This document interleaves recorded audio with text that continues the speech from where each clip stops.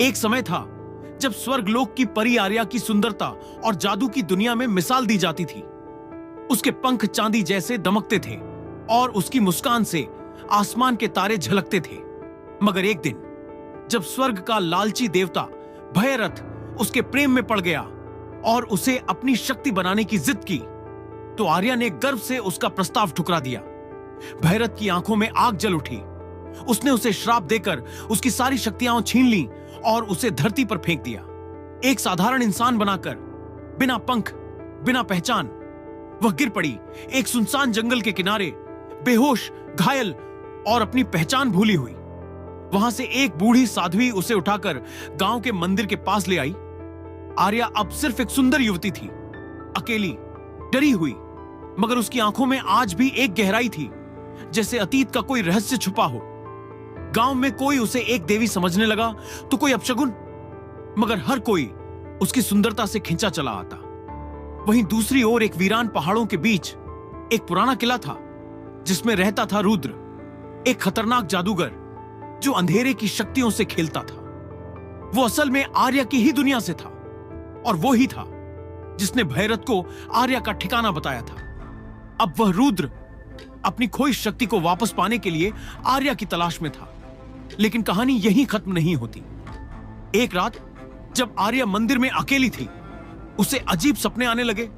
सपनों में जलते जंगल, खून से लथपथ परी के पंख और एक आवाज, तेरा समय खत्म नहीं हुआ, राज अब भी जीवित है। आर्या डर गई। फिर धीरे धीरे मंदिर के आसपास अजीब घटनाएं होने लगी।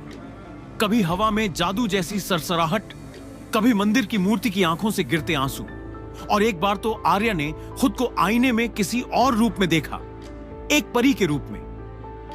इन्हीं दिनों गांव में एक रहस्यमयी योद्धा अनिरुद्ध आया, एक शांत मगर गंभीर चेहरा। वह जानता था कि आर्या कौन है।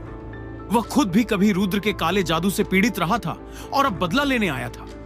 अनिरुद्ध ने आर्या को सिखाया कि डर में जीने से अच्छा है लड़कर मरना। धीरे धीरे आर्या की भूली यादें लौटने लगी, स्वर्ग, भैरथ, रुद्र और उसकी शक्तियां।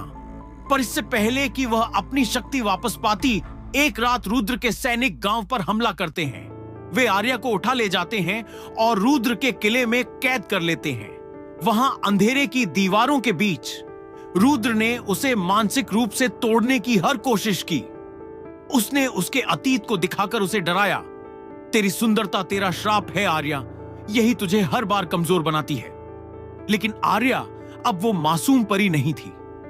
कैद के दौरान उसे उस तहखाने में एक पुराना राजपत्र मिला, जिसमें लिखा था कि अगर कोई परी अपनी सारी शक्ति खोने के बाद भी खुद की पहचान बना ले, तो वह अमर सत्य की शक्ति पा सकती है।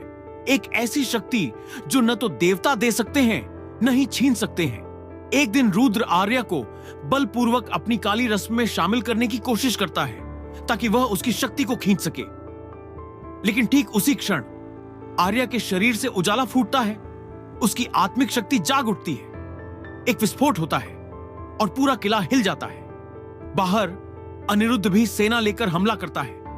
एक भीषण युद्ध शुरू होता है। अंधेरे और रोशनी की टक्कर होती है। आर्या, जिसने अब अपनी असली पहचान और शक्ति दोबारा हासिल कर ली थी, रुद्र से सीधे भिड़ जाती है। मगर युद्ध आसान नहीं होता।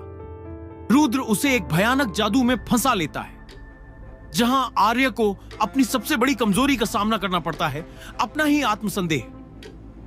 आर्या अपने भीतर के डर से लड़ती है और फिर उसे अपनी मां की एक पुरानी बात याद आती है, शक्ति वही जो अंदर से निकले, जो किसी को तोड़े नहीं बल्कि बचाए। उस क्षण वह खुद से कहती है, अब और नहीं। एक जोरदार प्रकाश के साथ वह बंधनों से मुक्त हो जाती है, रुद्र को उसकी ही शक्ति से परास्त करती है और किले को उजाले में बदल देती है। अब आर्या के पास दो विकल्प होते हैं, या तो स्वर्ग लौट जाए, जहां उसका सिंहासन इंतजार कर रहा है, या इसी धरती पर रहे, एक मिसाल बनकर। वह मुस्कुराती है, अनिरुद्ध की ओर देखती है और कहती है, अब मैं परी नहीं, एक इंसान हूं, पर जो कभी कमजोर नहीं पड़ेगी।